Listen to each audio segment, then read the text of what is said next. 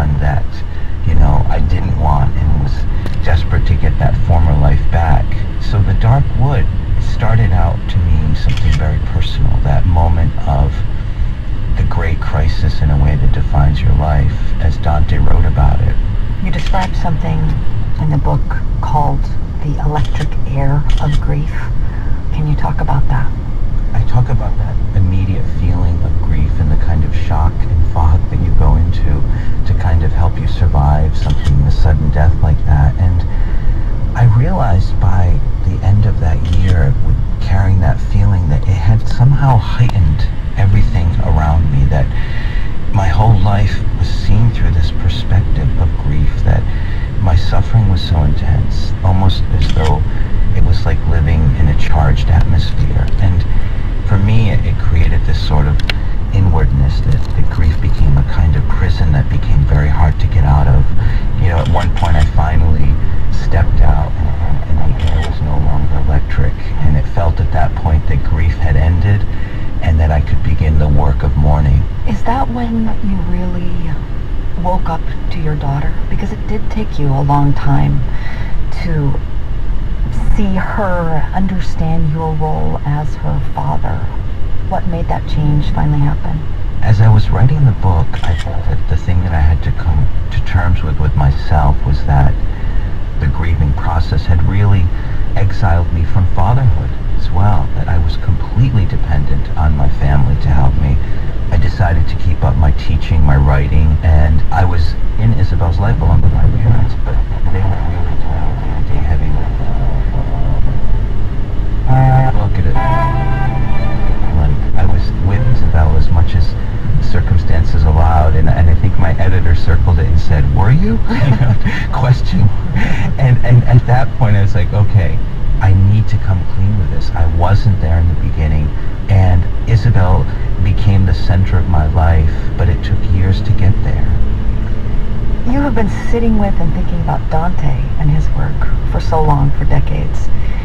Now that you have experienced him in this very personal way, sort of mapping out your life against his, has your understanding of him changed? He's not an easy guy to kind of get inside his head. He's not sentimental. He's incredibly, there's a kind of austerity and intellectual rigor.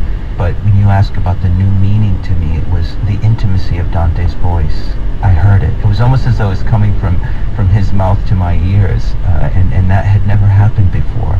And what really stuck with me was that here's this guy who really had everything. He was one of the leading poets and politicians. And in the to get back, really hit rock bottom because he was trying to get a life that no longer existed. Only when he stopped able to start writing the Divine Comedy. So in his of despair, he created something beautiful that is after 700 years. That to me was if this moment in the Dark Wood is such a thing that you have this, it'd be a turning point in your life, try to handle it with the same amount of courage and resolve as Dante did all those years ago. How is life now? You did eventually remarry. I did remarry after a long and bitter journey with a lot of ups and downs. I met an extraordinary woman, and the miracle that was most unfold was watching Helena become Isabel's mother and giving us our lives back. The book is called In a Dark Wood, What Dante Taught Me About Grief, Healing, and the Mysteries of Love. It's written by Joseph Luzzi. Thank you so much for talking with us and sharing your story, Joseph. Thank you, Rachel.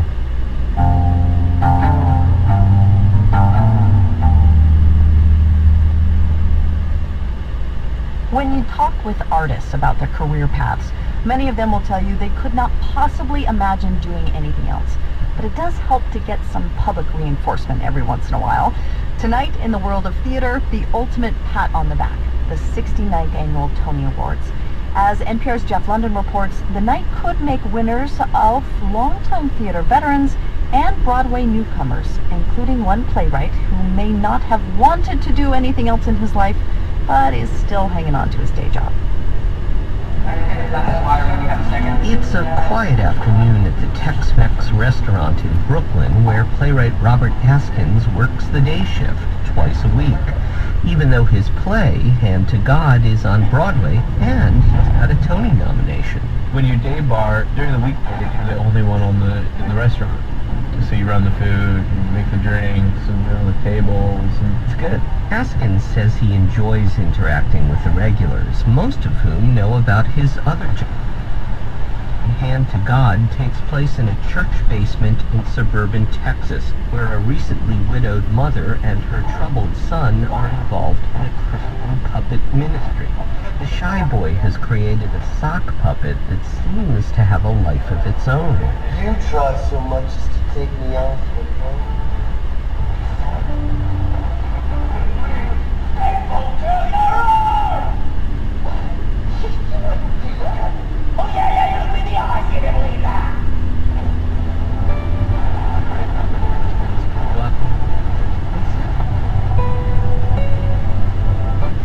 Finally realized it didn't have to be the stereotypical West. Because now Texas is less Cowboys and more Walmart, right?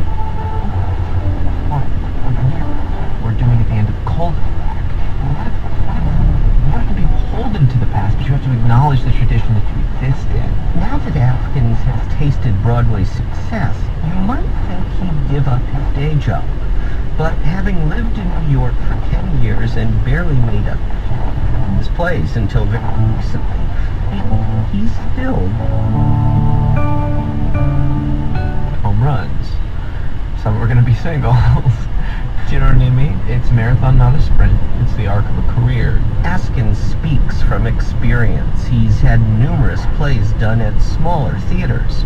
But the writers of the Tony-nominated musical Something Rotten are making their professional theatrical debuts. Louisiana-born brothers Carrie and Wayne Kirkpatrick have had successful careers in other fields. Carrie's written screenplays for Disney, and Wayne has composed song hits for Amy Grant and Garth Brooks. Wayne says they've had their eyes on Broadway ever since they did musicals in high school. Even back then we always talked about wanting to write a musical, and we always say just our other careers got in the way. What the Kirkpatrick brothers, along with English screenwriter John O'Farrell, have come up with is a comic meta-musical set in Shakespeare's time. Welcome to the Renaissance, with poets, painters, and vagabonds. Two struggling playwrights who are brothers are looking for that one good idea which will make them as popular as the Bard. Carrie Kirkpatrick says he and his brother thought it would be funny to play with theater history. We always had this idea that someone went to a soothsayer to predict the future of theater, and the soothsayer said musicals. What the hell are musicals? It appears to be a play where the dialogue stops and the plot is conveyed through song. Something Rotten's third collaborator, John O'Farrell, is also a veteran writer outside Broadway. He co-authored the film Chicken Run with Carrie Kirkpatrick, but he says it's a thrill to be on Broadway. Even though we're debutantes, we're grey-haired and holding This is not the first Tony nomination for 88-year-old composer John Kander.